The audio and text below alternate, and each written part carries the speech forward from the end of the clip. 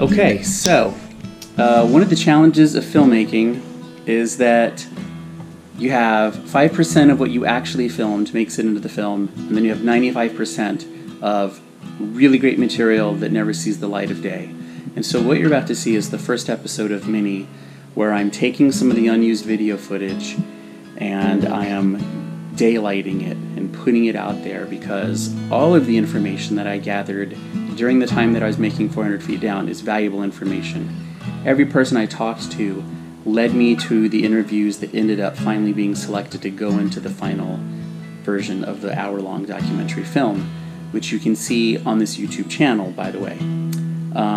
I'm new to this whole thing in terms of putting stuff on YouTube and saying subscribe, like, comment, share. Just do all the stuff you think you're supposed to do, except don't leave rude comments.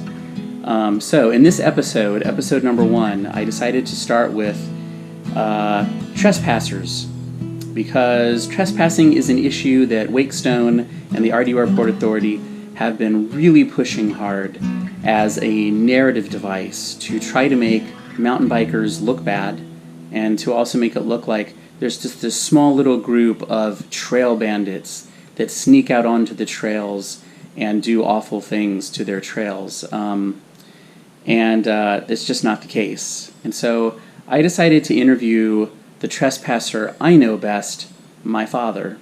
So take a look at this video, and what you're going to be seeing actually is an interesting history of how the trail systems were developed here in kind of the RDU area. My dad talks about how Rocky Road and 286 trails first got built, and how he was a part of NC FATS. And for those of you who don't know what NC FATS are, they're the group that existed before Torque existed. He also helped build some of the original trail systems and loops out at Crabtree Lake. So he's an interesting guy, besides just the fact that he's my dad. So take a listen. It's 17 minutes you can't ever get back, but I think it provides a really interesting history into just how the airport, honestly, hasn't really cared about trespassing on the property up until the point that Wakestone wanted to buy the land or own the land so they could quarry it, and then it became a good narrative device. So, without further ado, my dad, the trespasser. All right, Bob. All right. So here's the deal. The reason I wanted to interview you is because you're a trespasser. Tell me about your trespassing wild youth at the Oddfellows Tract. Used to ride down there all the time. And what year are you discussing? What year are you mentioning this in? I mean, what year are you referring to? When did you first start? Well, we moved here in 87, so in probably by 89 I had found the trail that went along Crabtree Creek. Mm-hmm. So I was walking down there then, just hiking, before I ever got a bike, Mm-hmm. or even thought about biking. And then later on, after I got a mountain bike and NC FAT started up, then one of the guys, I can't remember, all I remember is Joe was his name, he and some guys started going in there and cutting trails in the thing, in addition, and using the old hiking path as part of it. And so anyway, that would have been, maybe 1992 or so, something like that. And what made you decide to pursue a life of crime? Oh, well, in the first place, there weren't even any signs down there. There wasn't any indication you were doing anything wrong back then. On top of that, and then later on in the years went by, when I think RDU put up some signs, we heard that one of the mountain bikers had been harassed or something by a RDU policeman over there, and then we heard that he was told to knock it off. They'd rather have mountain bikers in there than hunters and homeless people and whatever. And there wasn't any particular damage being done to the land. I mean, obviously some, but anyway, no worse than you see on the trails in Umstead Park. And there aren't bikers there. Now, something that's interesting about everything that's going on is when you go back through records and you try to find a record of RDU enforcing their no trespasser policy, which they've really been pushing hard since March 1st. Yeah. Like their whole strategy is these trespassers, because they know it's going to go to, it's in court, right? There's litigation. Trespasser's a pretty serious word to lob around. And they have a lawsuit against Twerk now where they're suing them for encouraging people to ride on the property. And you were a member of NC Fats. You've been involved in mountain biking communities. Have you ever been encouraged by Twerk to mountain bike in the Oddfellows Tract? Nope. Was never encouraged by NC Fats either. It was just if it was something you wanted to do, you just did it. And also, did you ever hear of any accidents back there where ambulances were called or anything like that? Nope. Okay. I heard about this case where a person, ambulance and went back there and rescued someone, and even then they didn't prosecute that person. Well, one of my friends was seriously injured there, but he crawled out somehow, so he didn't call an ambulance. Those are old school mountain bikers. Right, yeah. They dragged their bike behind them. Yep. And just for fun, tell us briefly about how you got involved with the trail system, the original trail system at Crabtree. Well, I had, I guess I discovered that there was a trail along there going, I mean the park, when you worked with the park to help make the network of Oh, trails. well. Yeah, that part. Before there was anything there, and nobody was really riding it because there wasn't anything but that main road, dirt road that went right through the center of everything, which was left over. It actually used to have houses along there, old broken down houses. Oh, where Crabtree Park is now? Yeah, and when the park started getting more involved in things, I think they considered them a hazard for young children and whatever, so they took them out. There was a lot of stuff like that. I remember seeing those now when we went out there. Yeah. Way back. And they preserved one thing that was I don't know if you've been out there lately, but they have done sort of a put up signs, and I think there's a well there, or I know I think that's the place where the sort of like a cellar, like a root cellar, had a bunch of old cedar logs put over it. Yeah. And so they sort of put up signage and explain, interpretive area as they call them in parks, and so I mean there's more of those things in there if you know where they are, and they may be gone now. So how did I get involved? Well, NCFAT started, trying to look for places that could be developed and and controlled, and also we realized that all the stuff that we were writing was probably going to be taken away eventually. And originally you could ride in Umstead, and then they decided they didn't want that. And you could ride in Schenck Forest, and then Schenck Forest says no, we don't like that. Oh man, so, I never knew that. Yeah, and then. Well, you used to be able to mountain bike the trails in Umstead State Park? Right, way back. Holy moly. Yeah. That would have been awesome. It would. Well, anyway, obviously the hikers didn't like it. I can see their point, really. So, oh my God. She doesn't let herself in anymore? No. She doesn't know how to use the key. Okay, I'm interviewing Dad. So, shh. Okay, go ahead. So you guys are running out of space to use? Right, so we wanted something that would be official. And I guess the park was, I think people talked to Umstead Park and they said no, they weren't interested. Mm-hmm.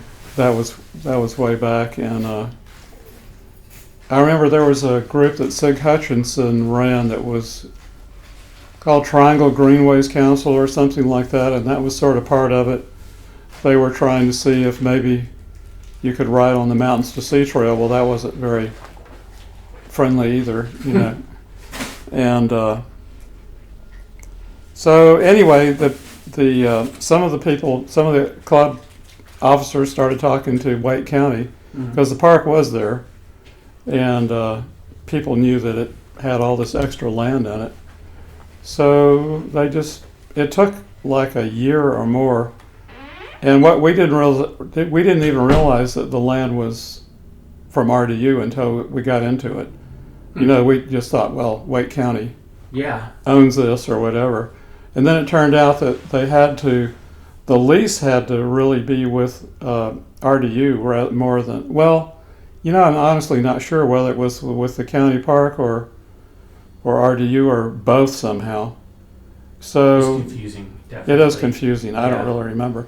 And I know later on they actually put up a sign that says this is, you know, this whole mess that you're looking at here if you look at it on the side of the road, it's RDU property.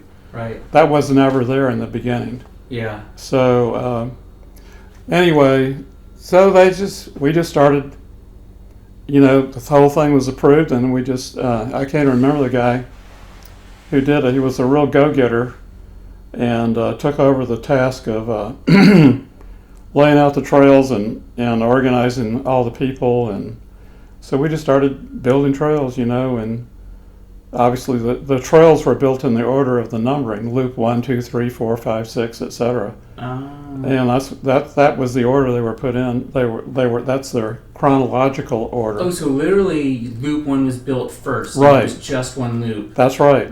And that's all it was for a while. That was all it was, and then we just kept pushing the park, and you know, we worked very closely with the park managers, and you know, whoever. There's been about, I can't remember who the first one was now. He works in the city of Raleigh now in their Parks and Rec. And then there was some woman and Tim somebody, he's now at Harris. Is there a way to turn that off? Yeah, you can turn it Can off. I just go Just- shut it off? Just shut it, just pop it up a couple of degrees. Okay. Okay. And it'll go off in a second? It'll go off in a minute, yeah. Okay. Super loud. Yes, it is. I complained about that too, and you see what we got. Yeah. Nothing. They come up with some fake story about how they tightened a screw or something. I said, oh, really? And it didn't change anything. So anyway, I think it's Tim. He's now the manager, or maybe, I don't know who's the manager now. Anyway, he went to Harris Lake. And then and Drew was Drew Cade was the last one. He's been there quite a while. Wait, Drew is still there?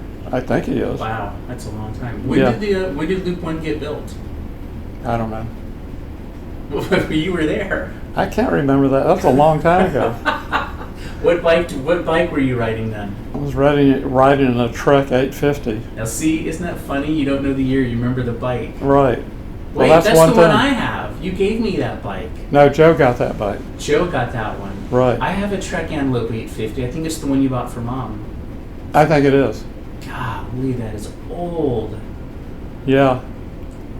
Wow. So anyway, I could look it up actually. I have some of the old newsletters from NC Fats. That's so cool. And but and when did 286 start getting developed? That was much later. I mean, the Rocky Road thing had gone on for several years. You know, what's interesting is no one calls it. I can't find anyone who recognizes the name Rocky Road. All the newer writers just call it. What do they call it? Oh no, I'm sorry. They do call it Rocky Road, but I used to call it White Rock. Oh, Rocky Road was the name given by the original trail builders there. So Rocky Road was before Crabtree. No, it was.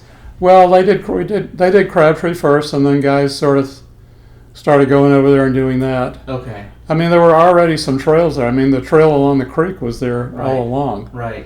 And it was just a matter of expanding off of it. So, I mean, they never went into Umstead. Sure. You know, they knew where the boundary was, and they never went into Umstead. Yeah. They knew that wasn't going to work. So, I don't know what. And then, but you said 286 was later? 286 was much later. A couple of guys, I don't even know who they were. Yeah. I was beginning to, drop off a little bit anyway. And a couple of guys got out there. Actually, I think I might have helped them a little bit, 1 or 2 days or something, but I never really got involved in it. And we never worried about whose property it was. We figured people knew you were there. I figured if it was serious, we looked at it. We looked at the no trespassing signs as, hey, if you're injured here, don't go see RDU or anybody else. You're on your own. Yeah. And that's the way it was for most places. The area all along NC 54 was a mountain bike trail between the railroad tracks. As a matter of fact, we even went over the railroad tracks. It's a huge area where all that stuff is now. And the whole shopping center. Oh, right. And they came. They never said anything to us. They just came in there and started building their parking lots and their buildings, and that did it. Right. Yeah. That's right. I remember mountain biking with you in that spot. Yeah. You took me out there a couple times. We built trails over where I worked in Durham. Yeah, at RTP. It wasn't on RTP, but it was GE property, and we don't even know who it was. Whoever the developer was. Right. And when they built a building there, you said, obviously you can't have this anymore. Your no trespassing sign was a 3-story building. That's right. There was no trespassing signs. You weren't doing anything to the property other than cutting a little trail through stuff. Okay, and one last question. Do you, back then, in all the time that you've been involved in this area, working with the Greenway Commission, because you work with Cary Greenway's council, right? And helping with the park and other things. Did you ever have interactions with people that were talking about the quarry, or what was the most you heard about Wakestone, if anything? The only thing I really knew about it was there was a guy there. I don't know if he's there anymore because I haven't gone to a meeting. I'm a member of the Park Advisory Committee for Umstead. And there was a representative there, I can't remember his name, from the quarry. Oh. And we never heard much. He never said anything about what they were going to do or that they were going to expand or anything. I don't know if I would put this on tape. He may have resigned from the Park Advisory Committee after all this, because Gene Spooner is one of the litigants. Gene Spooner is one of the main people in the Park Advisory Committee. Oh, right. She's been president, she's been secretary, she's been whatever. Yeah. And or chair, not president, but chair of it. The park ranger guy is always the main guy in the Park Advisory Committee, after all. What's your opinion on saving Oddfellows versus not saving Oddfellows? I think it should be saved, there's no doubt about it. It's a real nice piece of property, and I think it has been undeveloped all these years because it's such rugged terrain. Whether you bike on it or hike on it, it's really such a unique piece of property that it's a shame to see it just turned into a big hole in the ground.